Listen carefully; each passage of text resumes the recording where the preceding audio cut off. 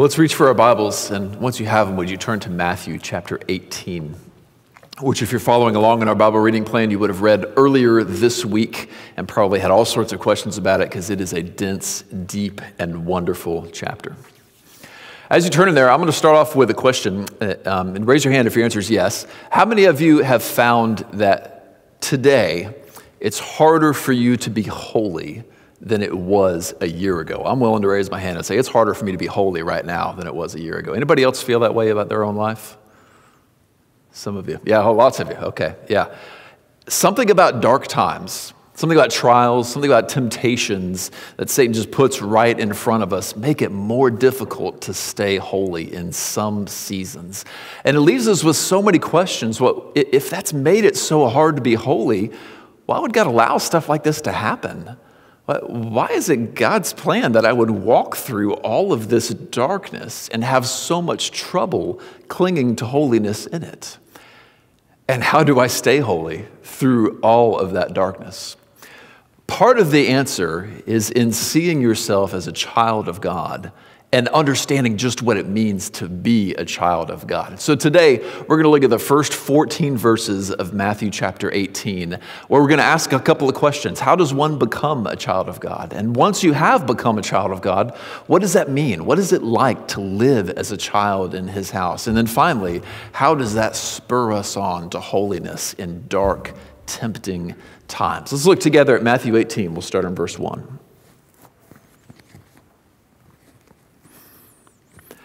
At that time, the disciples came to Jesus, saying, "Who is the greatest in the kingdom of heaven?"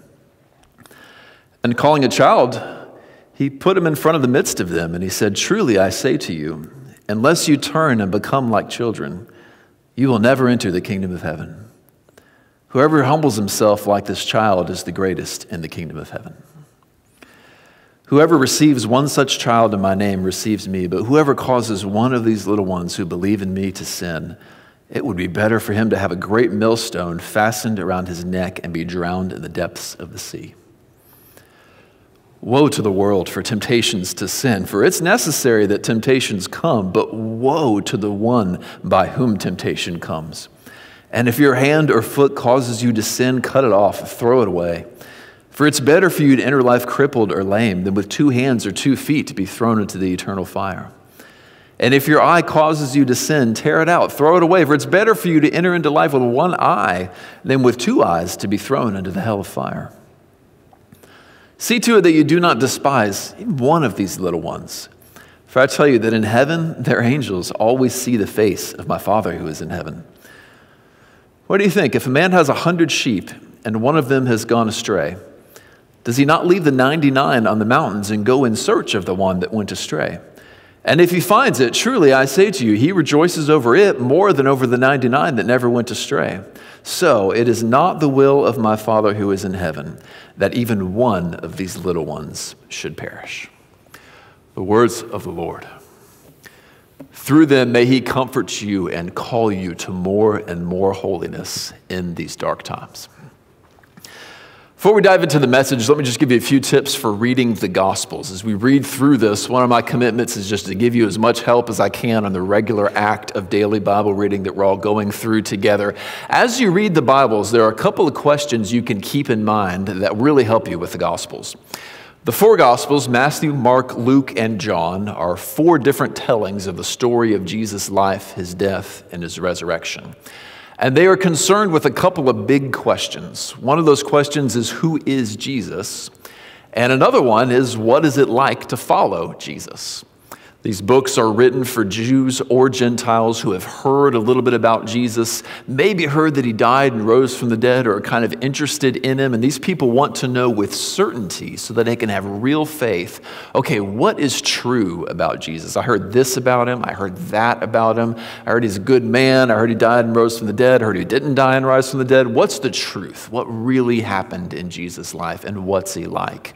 And then, if I want to follow Him, what's it really like to follow Him? I see some people who say they follow Him and they live like this. And I see other people who say they follow Him, they live like that. What does following Him really look like?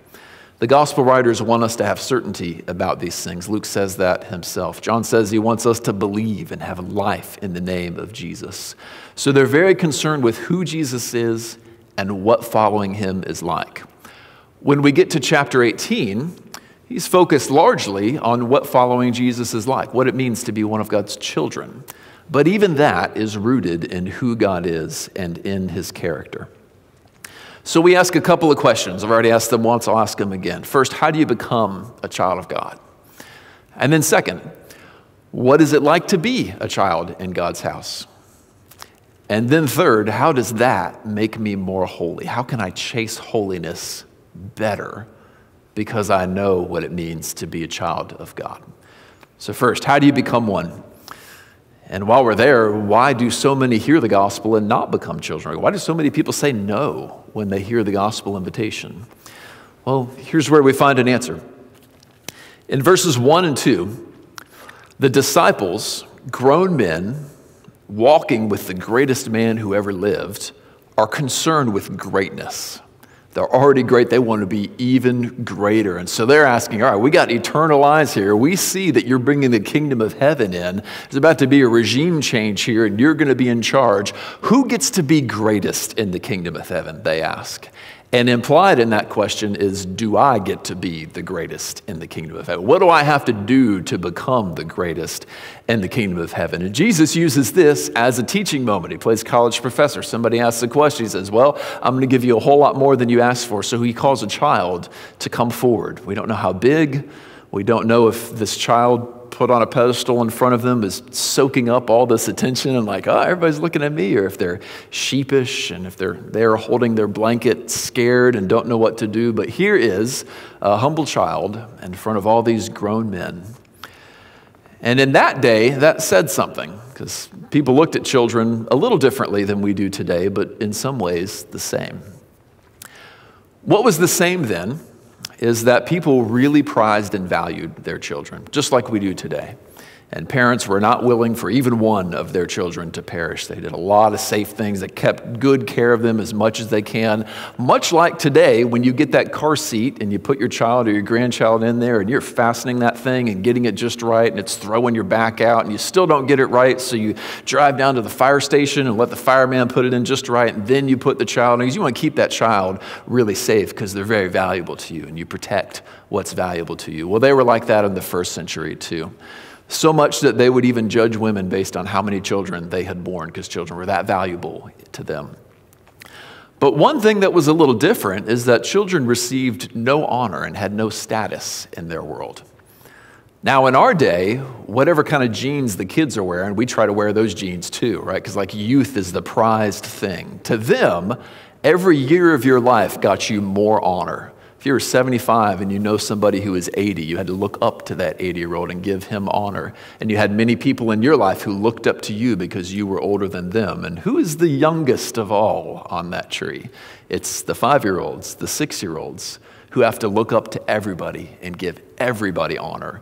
Nobody gives any honor to them. Nobody is concerned about what a child thinks of them or whether that child likes them or not, because they're just a child. That's how they looked at it in that day. So children were prized, they were protected, but they were not honored. You were humble to be a child.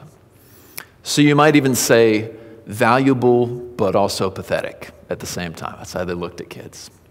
So Jesus takes this valuable, but humble and kind of pathetic child and puts them in front of him.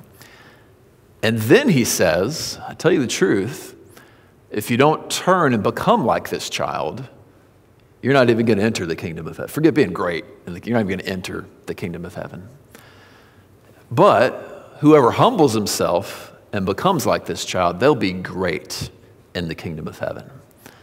And here is one of the secrets of what you must do to become a child in God's house.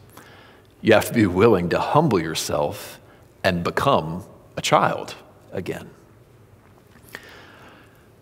This is so contrary to what's naturally in our hearts. In our hearts, we're grown-ups.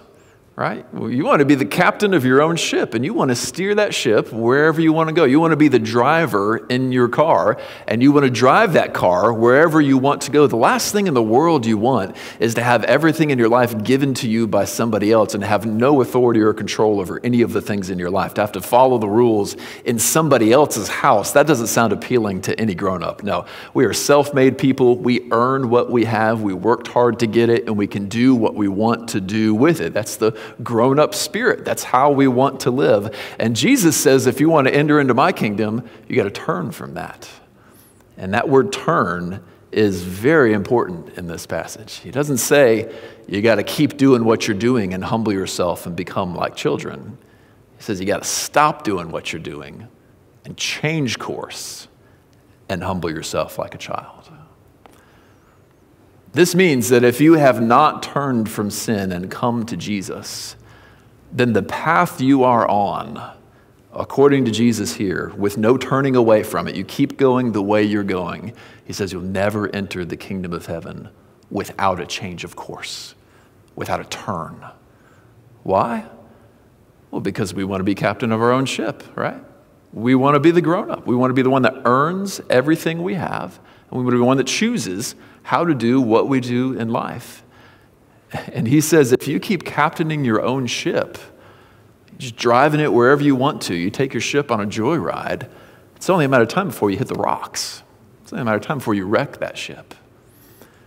He says, you get in a car and you take the driver's seat with blind eyes, put a blindfold over your eyes and just say, I'm going to drive this car wherever I feel like. I'm going to turn the wheel wherever I feel like. It's only a matter of time before you smash into a brick wall or another tree, or God forbid, another car. He says, if you keep being captain of your own life, if you keep being the man of your own house, you keep being in charge of your own life, he says, this is the way that leads to destruction. You have to turn from this, humble yourself, and become like a child if you want to be a child in God's house. This is something like the humility it would take for a grown man who has lived on his own for, say, 20 years, been earning his own income, left his father's house, living on his own, and through a series of his own mistakes, he just loses everything, invests something in a scheme that doesn't work out, tries something at his job that's foolish and loses his job, puts his house up in some way and loses it all.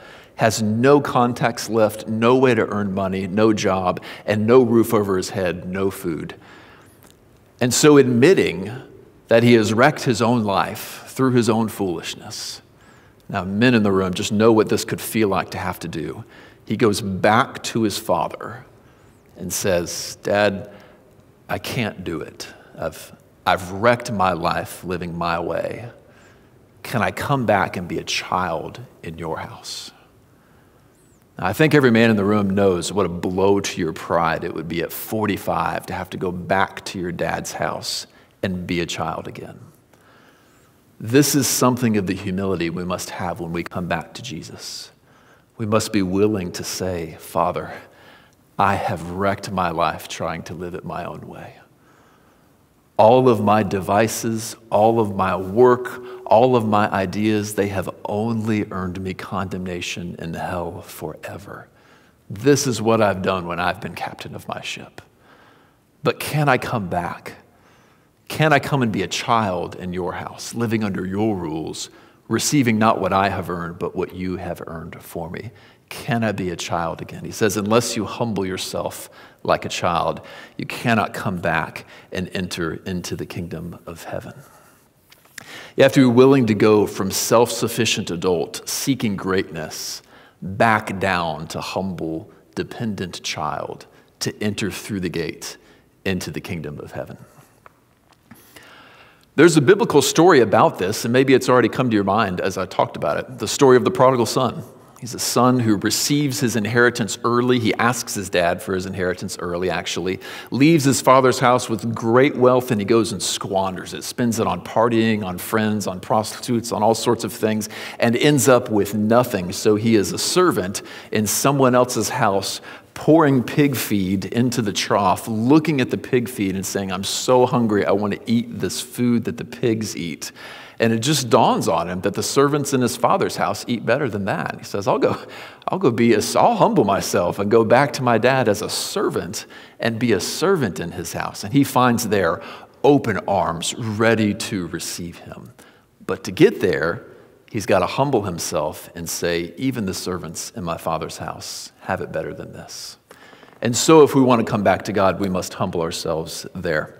Now, the broad focus of the whole Bible is that in our own lives, what we have done in and of ourselves, just living life our way, being captain of our own ship, we have earned for ourselves eternal condemnation in hell forever. Even one sin against God is worthy of that. And how many have we piled up?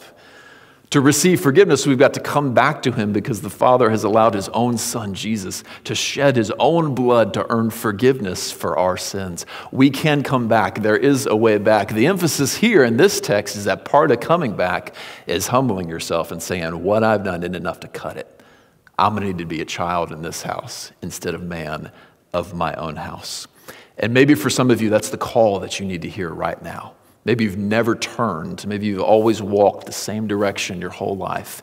Never turned and say, I will leave captaining my own ship and I will let Jesus captain this ship. I will come under his leadership. I will be a child in the Father's house again. If that's you, don't wait till the end of this message to do it.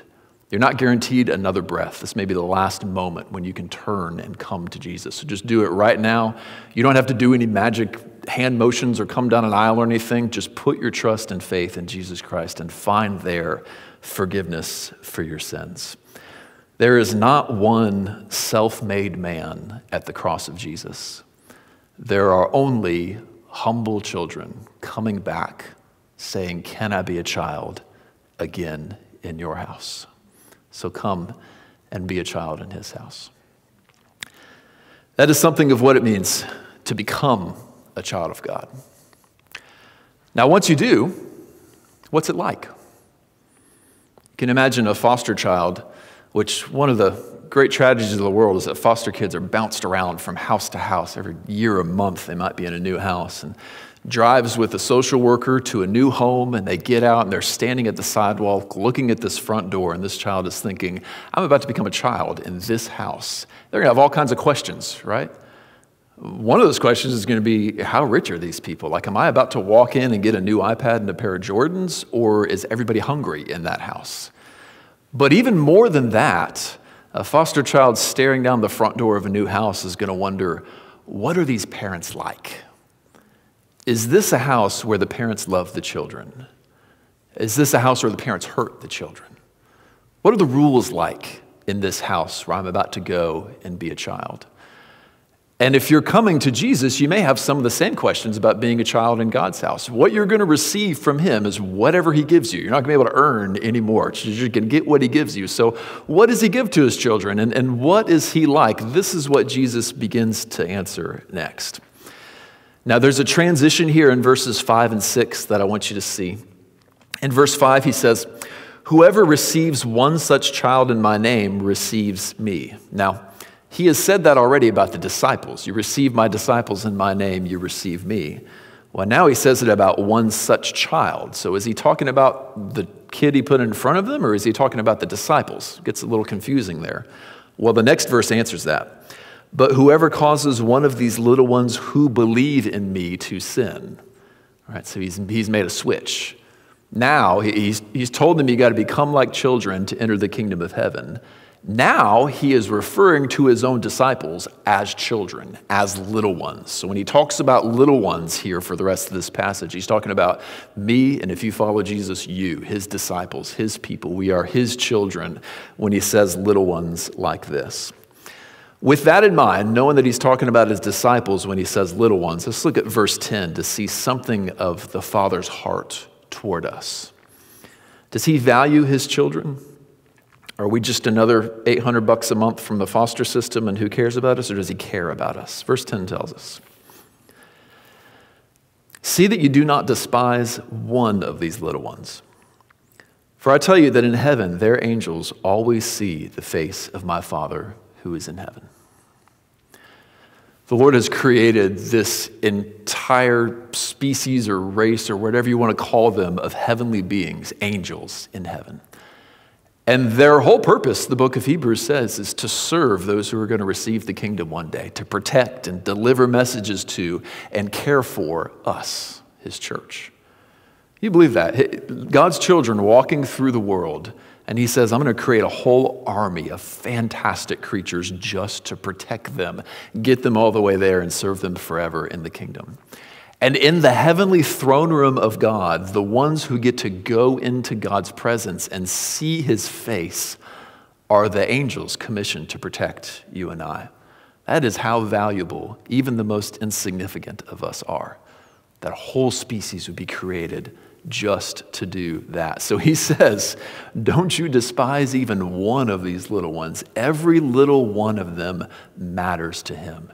If you're a child of God, every one of you matters to him. And we can rejoice in that. We can see a story of it too in the next verses, 12 to 14.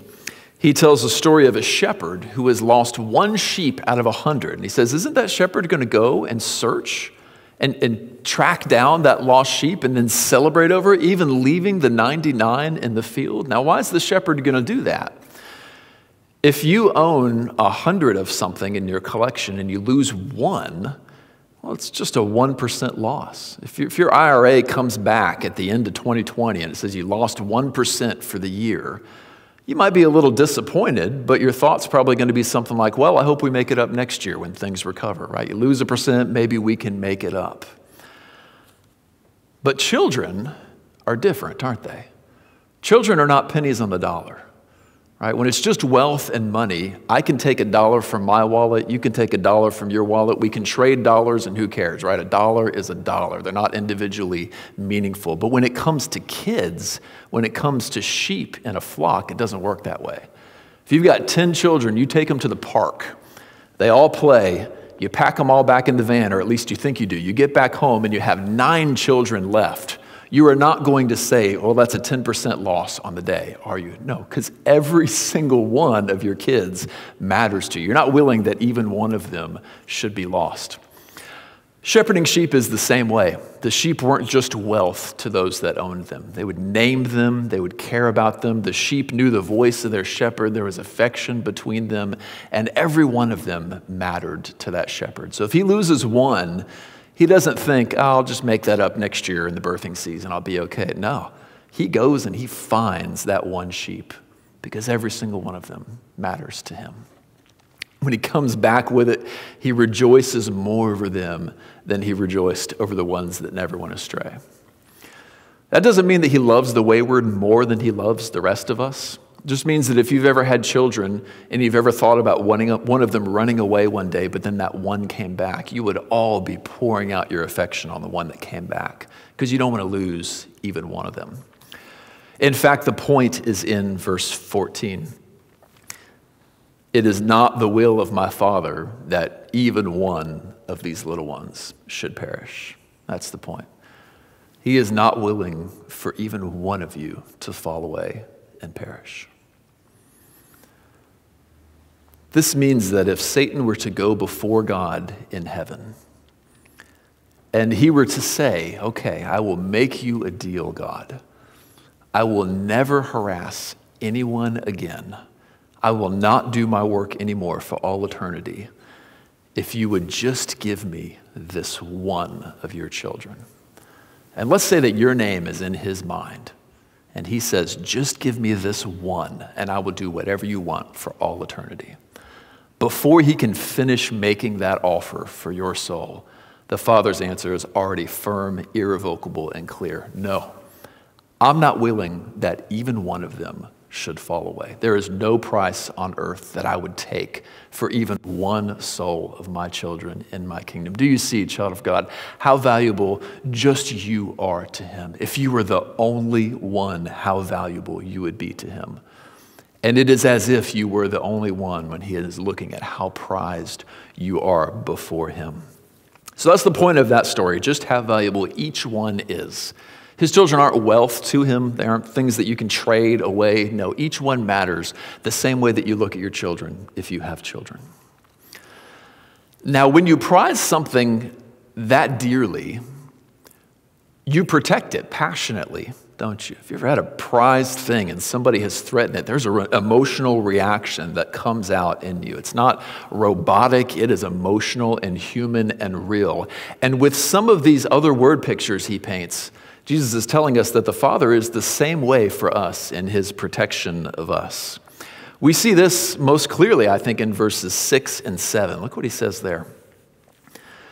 Whoever causes one of these little ones who believe in me to sin, it would be better for him to have a great millstone fastened around his neck and be drowned in the depth of the sea.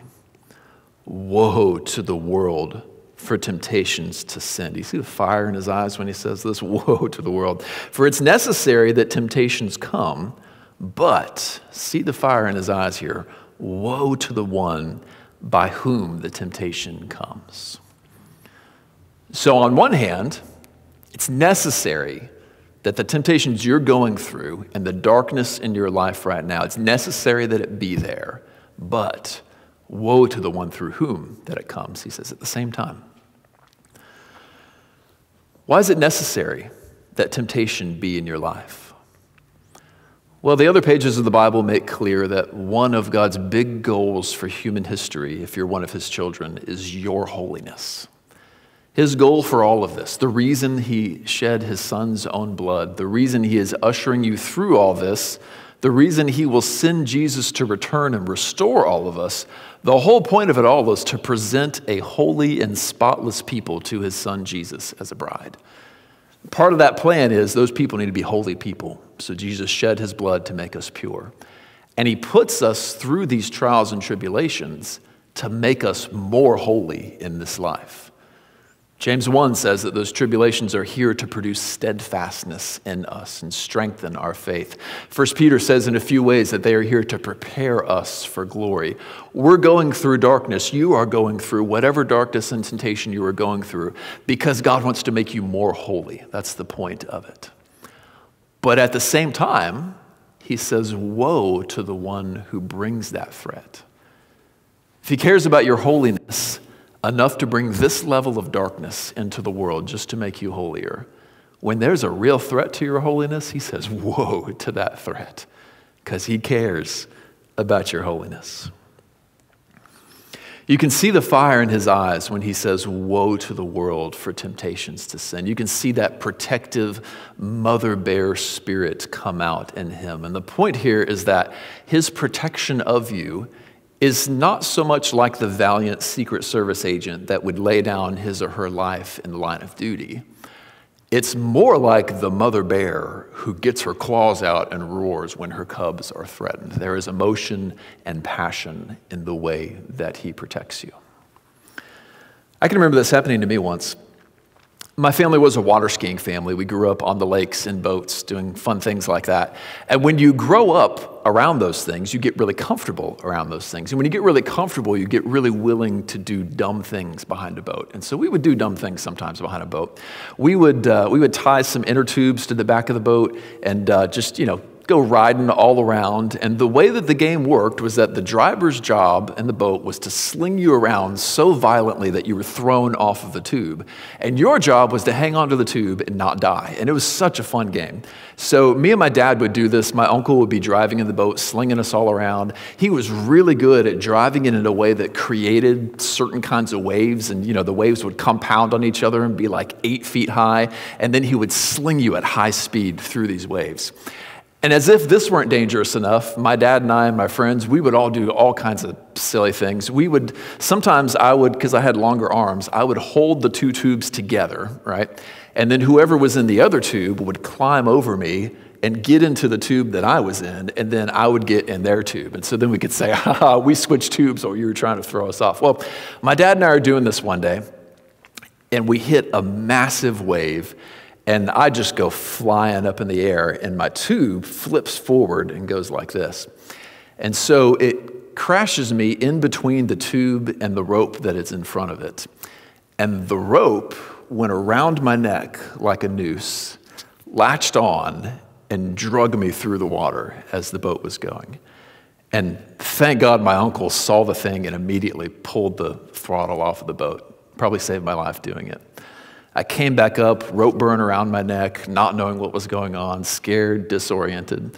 And I don't remember much about what happened afterward. I was probably a real grouch about it. But the one thing I remember vividly is the image of my father, who was in the other tube, swimming faster than I have ever seen a human swim to get to his son and make sure that his son was okay. And I could see in his eyes the fire and the passion. My boy is not going to get hurt today if I have anything to do with it. That zeal, that passion in the eyes that says, no, not one of them is perishing. Child of God, that is how your Heavenly Father feels about you every time your holiness is threatened through temptation. There are many times in the scriptures when God does protect his people. Jesus says to Peter, behold, Satan has asked to sift you like wheat, but I've prayed for you. You're not going to fall away. When Moses walks through the desert, it's said that God guarded him like the pupil of his eye. They go through the Red Sea, and not one of them perishes in the Red Sea. The last one makes it out, and the sea collapses onto Pharaoh's army. Over and over again, God miraculously protects his people. We see that in his character as we read the Bible. What we see here in this passage is why. It's not just because he promised to. It's because it's in his heart to care that deeply for every last one of his children. That is his heart toward you. If you were a child of God, as you go in that front door, that's the way your Father feels about you. He loves you that passionately. So our last question more quickly is, if my holiness is that important to God and he goes through those lengths, not only to test me, but to protect me in that temptation, what should I do? How seriously should I take my own holiness? And the answer is that we should take it very seriously. If our holiness means that much to him, if on the refrigerator list of priorities to God, high up there is our holiness, we should take it seriously too. And this is what Jesus means in verses 8 and 9. Let me read them to you for a moment. If your hand or foot causes you to sin, cut it off and throw it away. It is better for you to enter life crippled or lame than with two hands to be thrown in the eternal fire. And then he says essentially the same thing again. If your eye causes you to sin, tear it out, throw it away, for it's better to enter into life with one eye than with two eyes to be thrown into the hell of fire. Let's do the math here, church. Do we really believe that one sin is enough to be condemned in hell forever? If you believe that, then you must have a serious view of sin. Sin must be that big of a deal that one more sin is enough to condemn anybody to hell forever. If sin is that big of a deal, and if our holiness matters that much to God, that means the amount of zeal we should have to make sure we don't fall into that next sin, we ought to put our all into it. And this imagery he uses here, let's not be insensitive about it. People we know have had these sorts of things happen to him. Emily and I have a family member who lost his hand in a farming accident when he was very young, and he's older now. And many of you might know people who either cannot see with their eyes or do not have an eye or are missing a limb and unable to use it. Some of us, this could happen to tomorrow, and all of us, if we live long enough, will eventually get into a bed that we will not be able to get out of if God gives us the years. And what he's saying here is that if we are in our right minds in those situations, the day after you lose your hand, the day that you realize I'm not getting up off this bed again, if we're in our right minds then, we would say, I would rather never get out of this bed again than sin one more time against God. There's that much evil in sin. I would rather never get to use this hand again than sin one more time against God. There is that much evil in sin. And if we can say that and mean it, then if your phone is tempting you toward anxiety or toward foolish speech, it would be better to just go through the inconvenience of not having a phone than to sin one more time against God with your words. Or if your boyfriend is luring you into sin, it's better to just not have a boyfriend than to sin one more time against God. If robbing yourself of sleep is making you grouchy and making you mistreat people in your life, it's better to just have to go to bed an hour early than to sin one more time against God. Can you see how seriously he wants us to take our holiness? This too is part of what it means to be a child of God, to say the rules in this house are good, I'm going to follow them, and whatever convenience or luxury or anything in my life I have to give up to make sure I don't sin one more time against him, I will do it. So there we have something of what it means to be a child of God. To enter in, you must humble yourself and say, I'm not man of the house anymore. I'll go be a child in your house. Once you are in, you will find there blessing upon blessing. One of them is a father who loves you with zeal and protects you like his prized possession. And if he cares as much about your holiness as he says he does here, then that means, children of God, let us prize our holiness and let us walk in every one of his ways, doing whatever we've got to do to make sure we don't sin against him one more time. Let's pray, and then we'll have a time of reflection.